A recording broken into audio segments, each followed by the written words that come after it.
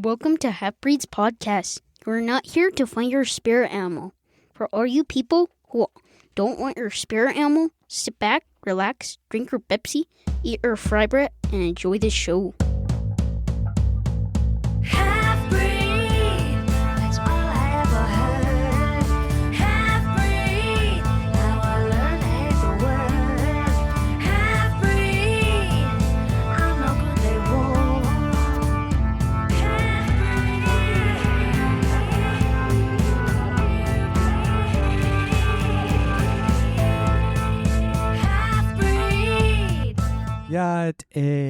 We are back. Part 3. Uno, dos, tres. Let's finish this shit. Let's wrap it up. Wrap this shit up. Just going so long. You just had a fascinating life. You're just exploring all nooks and crannies and alcoves. Alcoves, huh? Yeah, alcoves. Nooks and crannies. Okay. Yeah, that's a good word. That is a good work. You would have probably excelled in that class. Alcoves class? No, in the, see, this is where we left off. So we should probably recap. So as I'm going through my life trying to find my identities, I think it started once I went to a university. Yes. Higher learning. What is high? What is higher? What is learn? Why do you think that that's where it began for me? When you heard my past life situation and me going through my identity, why do you think I started to learn more when I started school? Because that's where it opened your eyes. It kind of like put all your experiences and your past knowledge into, like, put it together so you could focus on it. Well, let's explore. Let me tell you why. Oh, I thought you were asking me. Oh, well, that was kind of like a rhetorical. It was leading up, but I mean, I'm glad you answered. So, okay. So now people can skip to the end because I answered all the questions. Yeah. So there. That's me. No, that's what I was thinking. But I'd rather hear your point of view, POV. Okay. So we ended with the birth of the oldest, and then horrible. I don't know if I mentioned this in the other one. Bad breakup. Yeah, you did. Oh, I did. And then I found out I was pregos with the middle one. Number 2, late. Mm-hmm. So I decided to keep him, obviously. Yes, he's an abortion survivor. Oh, no. He was a dancing baby. I wanted my oldest to have a friend. I knew what it was like kind of growing up. In a way, it was lonely for me because I didn't have that responsibility. Scratch that, reverse, scratch it, whatever. I had the responsibility of being a mother to my sibling rather than being a sibling to my sibling. Mm-hmm. Gotcha.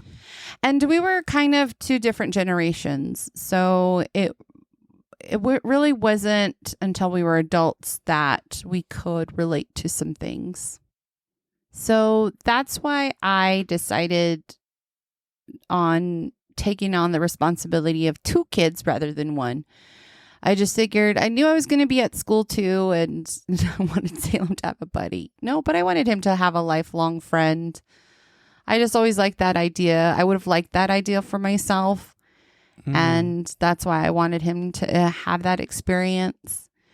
But also, too, I seen Milo and he was a little dancing baby boy in my belly. And I was like, well, he's going to be our entertainer. He's the one that's going to make us laugh. And true to what I saw in my belly, he's exactly that person today. Mm-hmm. Yep. He's the entertainer. And obviously, we can't imagine life without him. And he pretty much is the piece to our puzzle. All of them are. So you figured out Milo. I figured out Milo.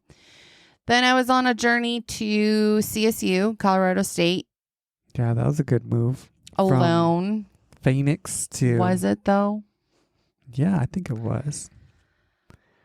Phoenix to Fort Collins? Yes.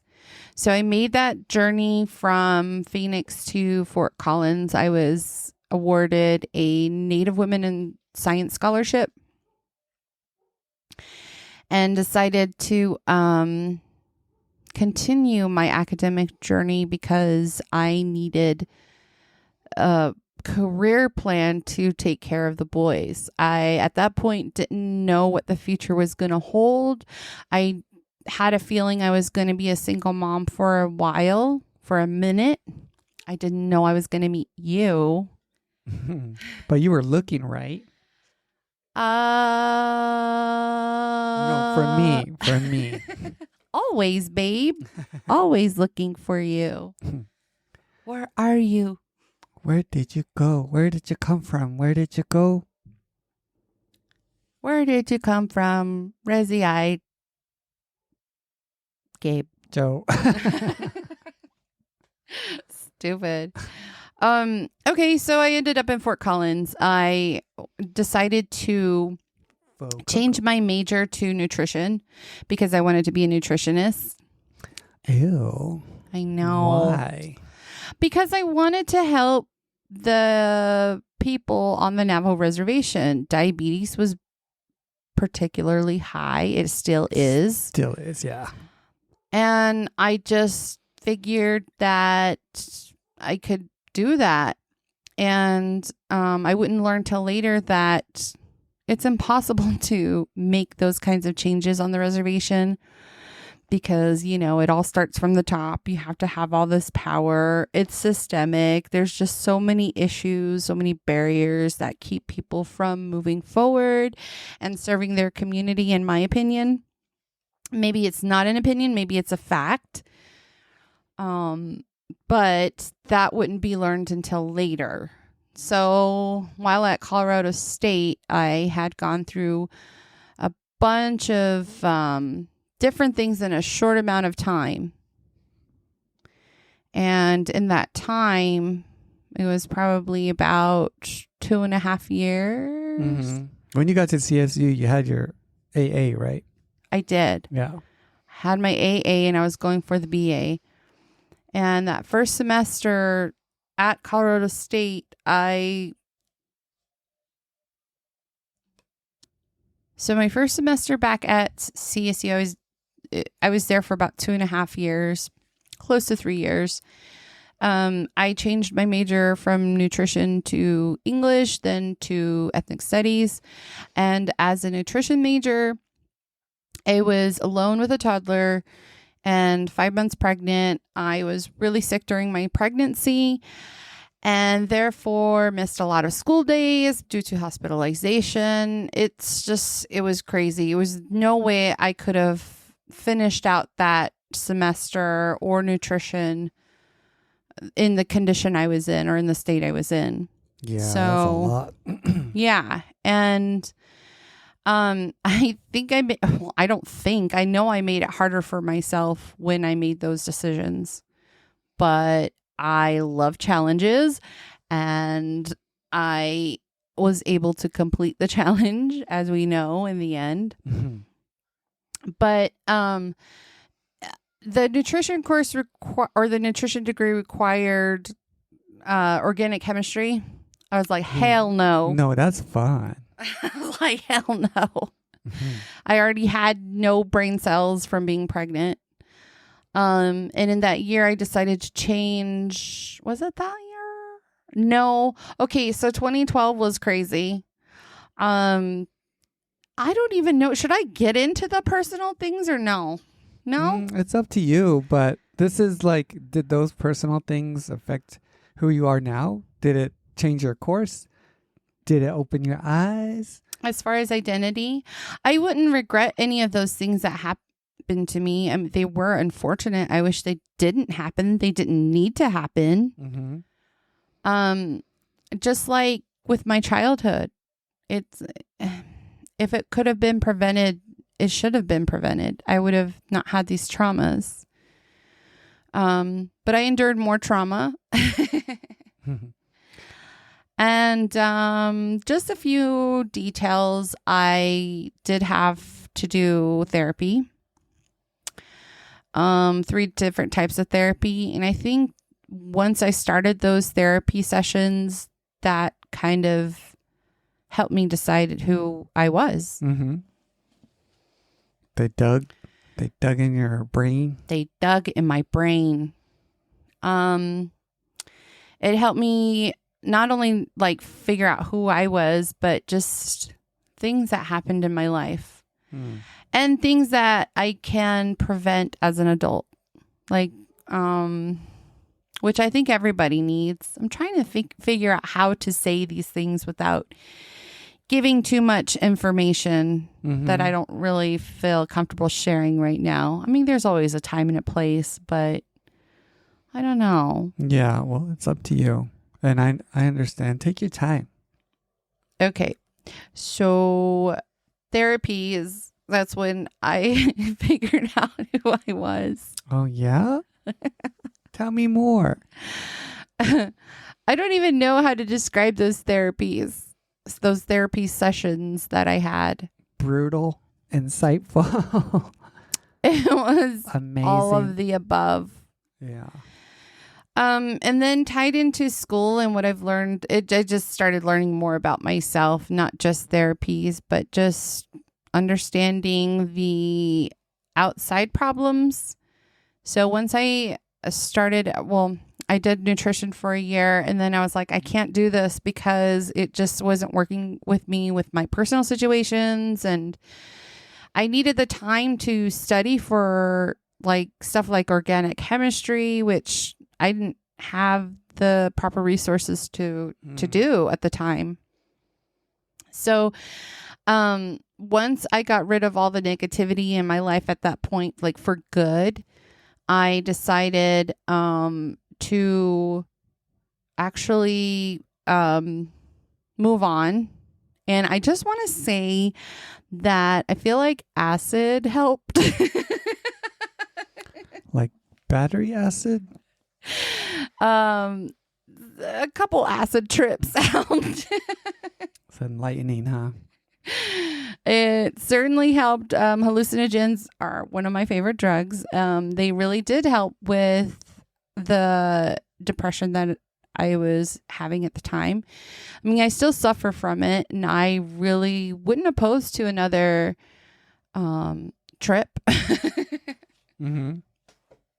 That would be cool. Just to help me with my anxiety and depression that I feel now, because these kinds of things are lifelong. You have to keep doing it because of the severe trauma that I have been through in my life. And I had this brilliant idea after nutrition to become an English major with a minor in film, because I wanted to be in film. I wanted to direct. I wanted to write a screenplay. I wanted to do documentaries. Have you ever started one? Do you have any drafts? No. Oh, man. I know. I suck. So I don't know why I thought taking English would help me do that. Maybe I was thinking in the sense of like writing. Writing, yeah. That would help me write like English scripts. Movie scripts or documentaries, or I don't know. But with English, wouldn't you study Adult more films. literature? Yes. It was boring. Oh, yeah. The English classes I've had to take were... I've never been good at English.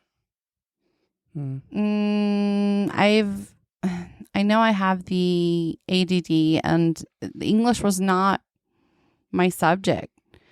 I have to read things over like 10 times, especially if I'm not interested in it.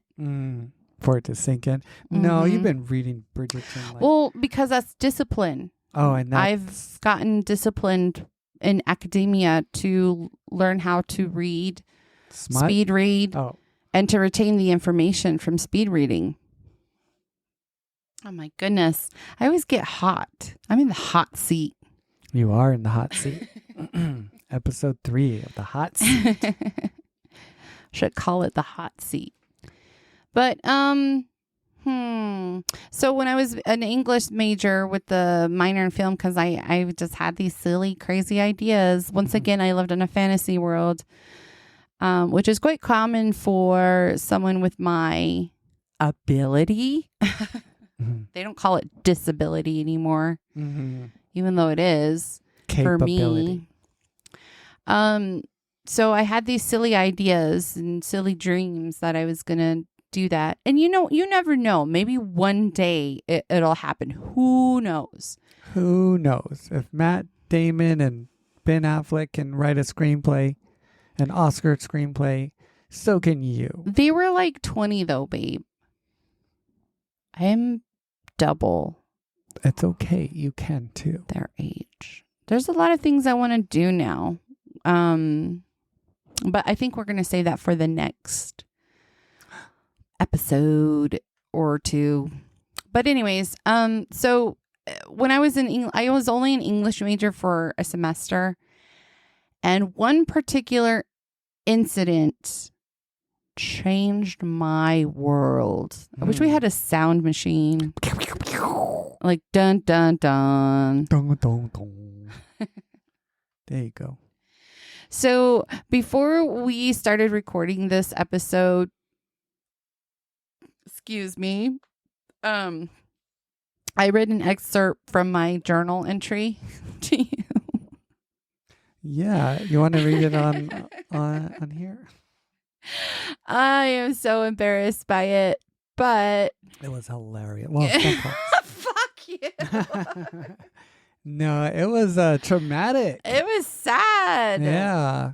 So I wrote an entry of what happened that day, and I was really feeling down on myself. And this incident happened when the English teacher, I hadn't been doing really good in her class, as I thought I was doing. Yeah. So she, I would go to her office hours to just kind of get some information about how I could write better, just for her to explain some of the stories to me, because some of those stories were just like, I didn't get. It's very old English. Mm-hmm. Was it Shakespearean? It was like Beowulf. Oh, yeah. That language is different. It's like another language. It's learning another language. Some of it is English, but it was like the beginning of the English language, and words that are no longer used or haven't been used in the last 500 years. So it was a different language. It was something I couldn't understand. And I had been going to her office hours pretty much like at least once a week, maybe twice a week in the beginning. Mm-hmm. She had known who I was. I had introduced myself like I do to most professors. I tell them who I am. And when I introduce myself, I've always, for the most part, introduced myself in Navajo, because that's what we do when you're Navajo, right? Yeah. So she was aware of my indigeneity. Mm-hmm. And then she started giving me D's and F's on all my work. Like out of the blue? It just, because like, I want to say the first paper was like a B or a C. It probably was a C because I wanted to improve it, and which is why I started going to her office hours. But you said you were doing good, huh? I thought I was, but then like all of a sudden it just started turning into D's and then started being F's. I think I was in that class for maybe about 5 weeks total, maybe on week 6, because this entry was in October. Yeah. I had changed my major in the summer, so I started the semester fresh in 2013 as an English major. Mm-hmm. I was thinking that I could obtain this degree within 2 semesters because that's all I had left. And so in that 6 weeks, she was giving me F's. And so the final F, I sat in her office and she closed the door because I think she was just tired of me going in there. Because this was like a sit down talk. She's like, all right. As for the most part, she had her office doors open. So when she closed the door, she meant business. Someone's and gonna go down. Didn't know what she was going to say. I had no idea what she was about to say when she said it. But it started like this. So she closed the door and she said, people like you. So that's how it started. When somebody says people like you, that's just automatic racism. And she said, you're not a writer. You are not a writer. You're never going to be a writer. People like you deserve to be. I think I put in my journal that she said like some sort of business management, right? But do you know what she suggested as a business manager? It wasn't like what you're striving to be, like something in administrative position. She didn't suggest that at all. What she meant was someone who owns a laundry. I think we talked about this. Someone who owns a laundry facility. And I'm like, they make good money. They do make good money, which is actually a good suggestion. So I don't know if she was inclined to knowing that they're a profitable business. No, she meant it as an insult. And laundry. She said the laundry business. And I'm like, well, at the time I wasn't privy to the knowledge of how much they made either. Yeah. But it was pretty stereotypical of a minority of what, these people think are minority jobs. And actually they're pretty lucrative. They will actually sustain you, and they do make pretty good money. Yeah. Laundromats and car washes. Yeah. So she suggested that. And what was the other suggestion I read? I'll look at my journal. Business and nutrition. Just kidding. That's what you left. Nutrition goes back. She's all, go back to nutrition. You're reading it? I'm reading it over. I got depressed like midway. Business management or social work? Social work. Now, what do you think she means by social work? You could be a social worker. Okay. She had no idea that I already had worked with the social workers. I am biased towards social workers right now just because of my personal experience with them. Oh, not a fan. But I'm like, why does she suggest that? But recalling it was to work with minorities, work with people like me, as she so eloquently put it in the beginning. People like you. People like you. Like, she knew nothing about me other than my indigeneity. I never once told her what I did in the past. And I had lots of jobs in the past. I had fun jobs in the past. That's the beauty of having ADD too, is I get bored easily and I do something else that's really fun. Totally different. Something way out there. Side note real quick. I'm these young kids that I work with, they were like, oh, so one of the chicks, she was like really into High School Musical. And I totally forgot I was a photographer for High School Musical, the Broadway show. You were a photographer? Yes, I was a photographer. Well, not for like taking pictures of the show. It was like the pre-show. So I would take pictures of the families, the kids who came in, and like, right before they come in, kind of like when you go into Universal and they take your picture. Oh, okay. Where at? It was at the ASU Gamage where all the Broadway shows happen. Oh, okay. Broadway shows happen. Yeah, okay, in Phoenix. Yeah, I was thinking Broadway in New York. So well, that would have been fun too, and I would have done it. So, that was a fun job. And she was like totally surprised that I did that. But I'm like, yeah, I'm fucking 40 like, something years I'm old. famous. I'm famous. And I know all the songs. So anyways. Can you sing a song right now? If you pull it up, maybe I can sing along to it, but we're Okay, not let me going to find do that right. No, we're not going to do that right now. I don't think I've ever watched that. I remember It's cheesy as fuck, I but bet. I remember your mom had like a box of oh my God. High School Musical. Was it like window shades? Yes, and you know who would have liked that? Our niece. Remember, because I got her into High School Musical? Yeah. And you could have gave them all out to students also. Oh, man, I should have saved a couple of We those. threw 'em I all away. wanted to, but I threw them all away. I don't know how she would have the strangest things. Yeah, that was But- pretty random. That was random, and it was in her storage. All right, back to the story.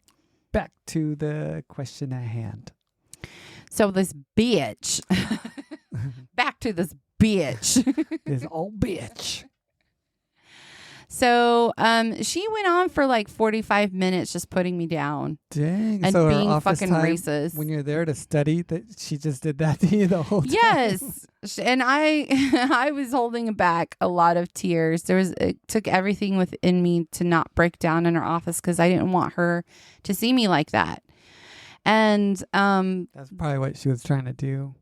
oh yeah, for sure. And then she was trying to, like, I remember like things here and there. Sometimes it would go in one ear and out the other, but then like randomly I'll remember something she said or something she talked about. I'm like, oh yeah, oh God. So one of the things she was like trying to compare herself to me by saying, oh, I know what it's like to be poor. Like, I never told her I was poor either. That's not something, like, she just assumed I was poor. But you were, right? I was. I really was. Especially like you're raising two kids in school. Like it was. But how Yeah. would she have known that? She wouldn't. I don't think I've ever mentioned to her that I had two sons either. I She wasn't probably too. stalked you. I wasn't too. I didn't give her too much information. Yeah, she was just assuming everything. Yeah, she really was. Wow. So she tried to put herself in my place by saying, well, I know what it's like to be poor. And I'm like, where the fuck is this coming from? Because I never told her I was poor. But she was like, I grew up in Texas with my daddy. He owned a cotton farm and we used to pick cotton. I'm like, yeah, fucking right. She was a white lady. She picked cotton. I don't know about that. Galvin. And I'm like, okay. I don't know what that has anything to do with me. Yeah, that's. Well, I don't know what she's trying to tell you. I don't know either. And then, anyways, there was more to that story. There's a bunch of other bullshit that was said. But I felt really down on myself because she just kept reiterating that I wasn't a writer. I was never going to be one. And then she pulled up an example of the last work that I did that she gave me an F. She read like the first line and she was like, see, I can't even read this, like mid-sentence. And I'm like, you didn't. You know what I mean? Yeah. I mean, if she read today's shit like I do, Yeah. I feel like her head probably exploded She's by now. probably dead right now. She's probably dead. I hope she is. Yeah, that's crazy. Because especially now, like knowing and seeing your writing, I don't know how she could say it was that bad because your writing's really good. Well, thank you. And that experience will always, unfortunately, will be with me. So I'll always have doubts about my writing. Mm-hmm. Someone can give me the praise for my writing, but then I know too, I also am aware that there are people who aren't going to like it. That's just how the world is. That not everyone's going to like it. That's just how it is. It's like that's why people there's a plethora. I can't say the word. of movies and writing styles and books and things like that are targeted for a specific audience. Mm-hmm. You're not going to like everything. That's just how it goes. But anyways, she said that. I felt like shit. I left. I cried walking home. Mm-hmm. And my thought was, well, I'm just going to quit. I'm going to quit the university. I'm going to drop out. I'm going to go home. I guess I'll just go back to finding a retail job. Dang. Yeah, it was. She stomped on you. She really did. So I didn't go to school for 2 days. And that's not good. That's not good. I didn't go to school for 2 days, and I was talking to one of my film professors, because I was minoring in film, Oh yeah. and one of my film professors was, he was a Japanese. It was the Asian film class, Mm-hmm. and I think he's a half-breed too. But anyways, he kind of like saved me from making probably the biggest mistake of my life. And I went to him because I was so discouraged because he wanted me to write this paper. And to him, I got really nervous with him. I just think I think I've talked to you about this, about males in academia. Like right now, I don't know what's going on with me, but I just feel like they're superior and I get real scared. Just, like, intimidated. Yes, I'm really intimidated and it shows in my face. But anyways, I was really intimidated by him because to me, I'm just like, well, he knows what to expect from people. I'm pretty sure all these like students are smarter than me. They can write papers. They know how to source. They know how to do everything. They know how to cite. I'm a baby. I knew nothing. And I told him my concerns. I told him what that instructor said, because she wasn't a professor. Oh, she wasn't? No, she just had her master's. She's one of those adjunct faculty members. Oh. So it wasn't even. She's just a hater. She was just a hater. She probably did that to other people too. Maybe, but there was the majority of the students in the class were white. There was maybe one other minority person in there. And it was me. It was just me and that other person. The rest were white, and they were jocks. And I'm like, I can't imagine jocks writing a better paper than I would have. Yeah. I'm not trying to down the jocks, but They want to play. They want to catch balls. I'll write about it. Exactly. Crickets. Jokes. Anyway, so he saved pretty much my whole academic career. And he was really encouraging. He said, don't give up. So after a couple days of sulking, one of my professors said it was just one class. It's not life. Sometimes it takes something simple like that to make you go, oh yeah, huh? No, actually, it is my life. Yeah, that's good. He was absolutely right, though. And I mean, I guess I needed to hear it. Yeah, it knocked you out of your funk.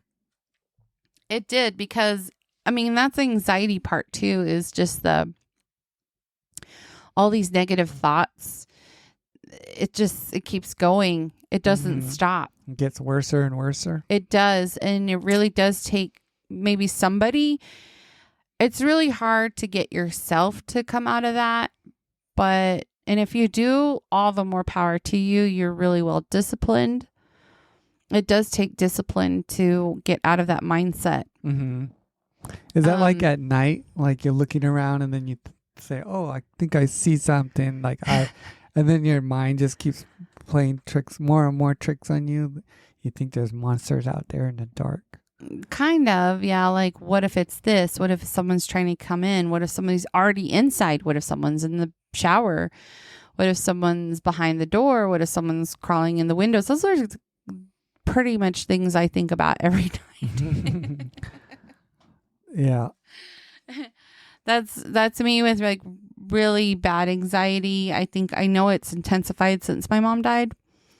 I need to discipline myself into not thinking so much bad thoughts. I don't know. Mm-hmm.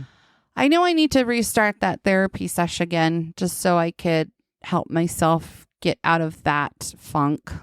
But Yeah. anyways, yeah, it really took like just that saying, it's just one class. It's not your life. Forget That one about it. class is not your life. And that's very true. And to this day, she probably doesn't even remember me. Because like you said, she probably has done that to other people too. Mm-hmm. Yeah. And me, I'm just a fart in the wind. To her, at least. Maybe she smelt your fart. That's why she started being mean She to you. doesn't remember me. She could care less for me. She'd remember your fart, though. But I remember her. And Did she I smell always- like farts? I bet she did. Yeah, she did. But moving on. Yeah. So, So you got out of that class, or did you drop it? I think I dropped it. Yeah. I dropped it for sure. I mid-semester changed my major again to ethnic studies because that professor, the Asian professor, got me into ethnic studies after building my character back up, or just giving me some sort of hope. Mm-hmm. Yeah. And he was like, just be an ethnic studies major. You can finish this within a year. And I'm like, okay, I'll do it. Cool. It's like it's easy. Yeah. I still kept the film minor, but I don't have that with my degree because I couldn't afford it.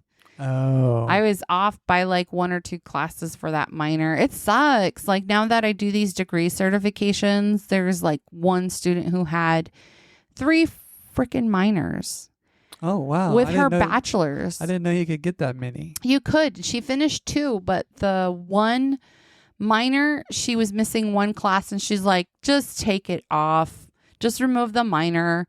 And I'm like, damn, that's like a lot to go through and just to drop it. Yeah, because I was looking at a couple of different minors, and I'm like, that's more classes that I would need to take. It's more classes, and if you have the money, it's good. Or the time. Or the time, Yeah, then 'cause it's fine. I didn't have the time. We ain't got neither.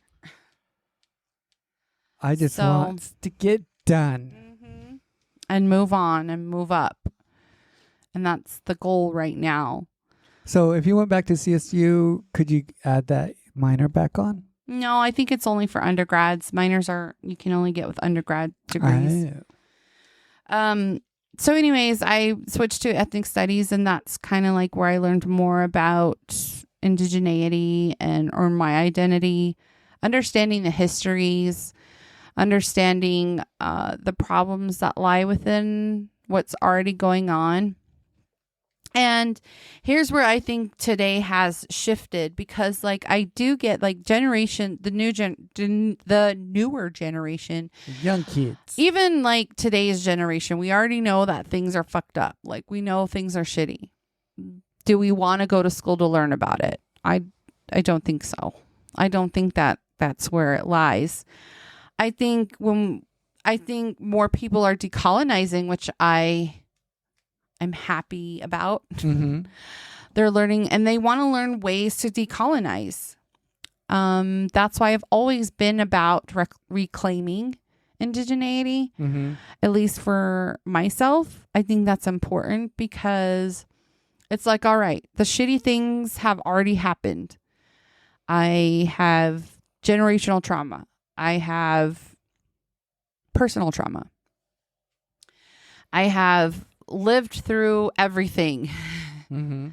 And I've explored the racism part of being Indigenous. Yeah, both sides, huh? Lateral and I've experienced the lateral violence mm-hmm. that comes with being mixed race. So now how do I fix it? How do I continue to, now that I understand all that, who am I? What is my identity? Who am I? What is Fira? Yes. I like poopies. My favorite color is crimson. And I'm just all about continuing to decolonize, continuing to reclaim that part of me that was taken away from me. Mm-hmm.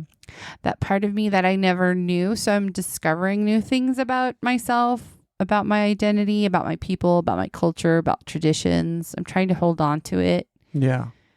And pass it on. Mm-hmm. And that's exactly what I'm doing right now.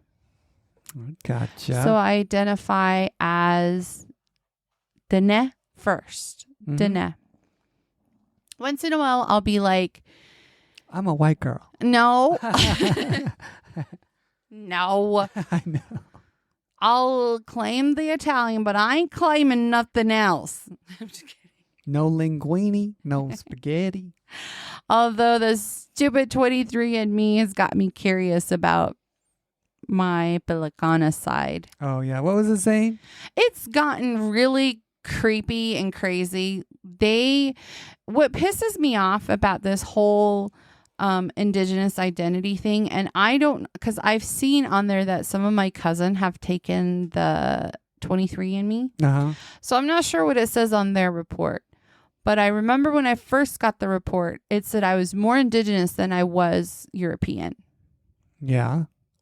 So it was like 51% indigenous. Mm-hmm. But they are getting creative, and it's pissing me off now because they're linking the indigenous peoples all the way back to the beginning of human existence, pretty much. So you're related to Neanderthals and So they're saying, oh, you're like 14% Mongolian cavemen. and 14%, Mongolian. Oh, yeah. 14% Asian. And it's so stupid. That's part of genocide. That's part of the erasure, I think. Because they're like, oh, you're not really indigenous. You're Asian. Asian. And you came across the Bering Strait. Yeah. And that's why there's you weren't here on this land first. And Yeah. blah, blah. Yeah. That's all bullshit. It's so stupid. I'm just like, okay. I have like one relative in the Philippines. Who's Mongolian? And that relative probably moved there. But I don't have any relatives in Asia at all. None. Mm-mm. I have one in Vagina. There's a place called Vagina, Russia. I know there's a place called Vagina. Oh, Russia. What? Yes. I don't know how that relative's there. But I'm like, Vagina? You're like, I gotta go visit. I'm like, I'm your cousin. I'm your cousin. Can I visit your vagina? I mean, can I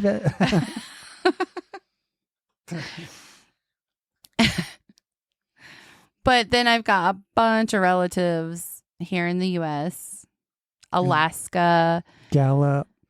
2 in Hawaii, but one known one for sure in Hawaii. Yeah. But there's 2 other additional ones. There's like 20 relatives in Mexico. Dang. Didn't show any in Central or South America, any DNA relations. I've got some in Alaska, so I think I said that, in Canada. There's First one in like Nations. Kazakhstan, I think, that I have, or one of the Stans. Borat. I was hoping it was Azerbaijan. Azerbaijan? Yeah. That place looks pretty Oh cool. my God, that place looks amazing. Kazakhstan, I don't know. Kyrgyzstan looks pretty cool. And this is from my indigenous side. Mm-hmm. So that's weird. it's weird. And it broke it all up. It doesn't say that I'm 51% indigenous anymore. Mm-hmm. Now what are you? That's 48.7. This is we need to do another episode about this because it pisses me off that it's blatant that they're erasing indigeneity, and anything that comes up indigenous, they want to cancel our shows. Oh, yeah, they did cancel one. Makes me mad. Outer Range. That's Amazon. Yeah, but as soon as they were putting out that season 3 was going to be Indigenous directors, producers, Writers, actors. Yep, They look good. it did. And then, they all of a sudden cancel Well, it? they said it was because of financial. They weren't going to make back what they're spending. But Of that's course. Whatever. Whatever. Season 2, that one episode when Joy went back was really good. All I say is whatever to that, because they canceled Reservation Dogs at season 3 because natives they won't let us get ahead. They won't let us have a happy ending. They had to fight to get Fancy Dance out. They hate that we're putting out these stories. They do. That's part of silencing us. Anyways. So we should probably wrap this up. That's my short, sweet story about how I came to learn all about me. There's other tidbits in there that I would have loved to have told some stories, but I don't think I'm ready yet. One day I'll be ready. Next time. Just not right yeah, now. well, this story's still going, right? To be continued. Of course. I mean, that's the beauty of our podcast, is that we're learning as we're doing, and I could feel differently and tomorrow. Yeah. Well, yeah. Well, I had one question before we go, and it's just kind of like to go over everything. I wanted to know what do you think would help connect you more now that you're older? Looking back, what would have helped you? What would have helped connect you more to, let's say, your native side first? Growing up. Definitely the language part. I wish I wouldn't have lost that. I wish it was, I wish it would have continued. That's really emotional for me too. I got emotional in the beginning, and I'm ending with the emotion of it now, because I don't want to be full of regrets. But that's like one of the things that is unfortunate. Yeah, but we can learn it. We can, but we aren't. I'm not trying to give excuses. Yeah, I It just know. would be help now to have the resource, to have the mentorship for people to talk to us in that language and not laugh, And I think that's what's discouraging, is when we're trying to learn the language, is that we get laughed at a lot. Mm-hmm. And that's not cool. It's that laughter right there just makes a lot of people self-conscious about speaking the language. Yeah. And they don't want to do it. It's like, well, if you're just going to make fun of me, then why the fuck am I learning it? Forget about it. I can see, like, if like we're fluent in English, like we do every now and then, we'll mispronounce English words.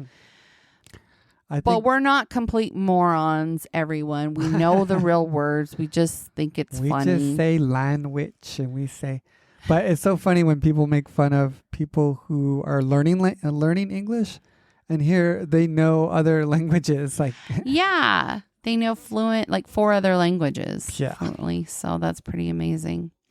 But I think that's probably something I think that would have helped with my identity. The language itself is really important. I know that that's dying, and learning that language probably would have just been, there would have been no question as to who I was. If you were fluent. Yes, if I was fluent. Because you could be a KTNN weather reporter. I could have, yeah. Discuss. Today is windy. Stupid. What did we look up? We looked up rain. Rain. How we say rain again? Nelsa. Oh, you're making up words now. What are you doing? I gotta look it up again. N- And here I like said it a bunch of times. Yeah. I thought you were going to remember. Nilsa. Yeah, I was right. Did you say I that? said Nilsa. Yeah. Nilsa. Yep. Damn, just learning. Oh, That yeah. means shower. Yeah, the shower. It's raining in the room. Oh, no. It's raining over there in the room. Nilsa baad. Nilsa baad. Wash your yanjies, everybody. Okay, back to Okay. back to the other question, like the same question, but just on your white side. What would have helped you Cares. re- Just kidding. connect to your Bilicana side? The only interesting thing I find about the Bilicana side, and I think I'm going to stick strictly to the Italian piece, Not your Mongolian or your not the your English. Kazakh, I Russian. said I'm 14% English. Oh, that's why What? you like Bridgerton. It's exactly why I like Bridgerton. Doffed me.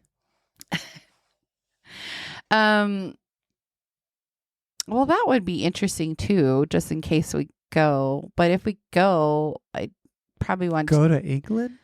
Yeah. Why would we go to England? We go to like Ireland or Scotland. Oh yeah, I like those two better. Yeah, I don't want to go. But I do have relatives in Scotland and the northern part of England towards the border of Scotland. Mm-hmm. So it's not like, a lot of them come from Liverpool too. Isn't that weird where the Beatles are from? Liverpool. That's why I love the Beatles so much. Maybe you're related to the Beatles. I'm probably related to the Beatles. Let's hope Ringo. it's Paul McCartney. No, probably Ringo. Probably hope not. That's why you're a drummer. He's so boring. The white side, the Italian side. They always, you see it in film. It's just probably stereotypical about how family oriented they are. Mhm. But I could see that today in talking with like distant cousins and distant relatives on that side of my family, that they are pretty proud to be like family is very important to them. So Tight yeah, knit. and they have these reunions every year, which I assume I'm invited to. You yeah. might show up and they'll be like, "Get out of here." They have these family. That would be messed up. You go all the way over there and then they start throwing like in baguettes at you. What's that fucking movie? White Lotus. Remember they go to Sicily and they're like, the women are just like, they chase them off. They just go there like without telling anybody. Yeah. Assume that they're going to be welcomed. No, this distant cousin told me that goes to these reunions, says I'm welcomed anytime. Ew, sick. What is that? Spucks. Oh, what kind of bug is that? We got bucks, yo. It crawled out of Here. your hair. Ew, here. Get it, babe. Get it. Got it. Now eat it. Not me. But it would be interesting to learn more about that side of the family. Mhm. I do have little things here and there. Food I think it's important in all cultures. Food But I sovereignty. do have like the Odo family recipes Yeah. that come from there. Those are the kinds of things that I'm learning more about now. Mhm. I didn't know about it then, but I think it would have been helpful to be more involved then. But everybody has to be going through their own traumatic experiences and forgetting all of that. So, Okay. okay. Thank you for asking those questions. You got it, girl. And we're going to be doing another episode where we reflect on interviewing each other because we learned a lot through this process. And even as we were talking through it, learned a little bit more about ourselves. I think some things like started clicking, I know for me, or just like a light bulb went off. Mm-hmm. Yeah. And I do want to start exploring other questions we had of like why it was different for both of us growing up. I think we have an idea, but I want to go deeper. Some questions, like for me, I couldn't answer. I need to think more about those and see if I have an answer even. I might not. Who knows? Who But knows? stay tuned. I hope you enjoyed our interviews, learning more about your host and your co-host. Both your hosts. Both your hosts. Hostess with the mostest.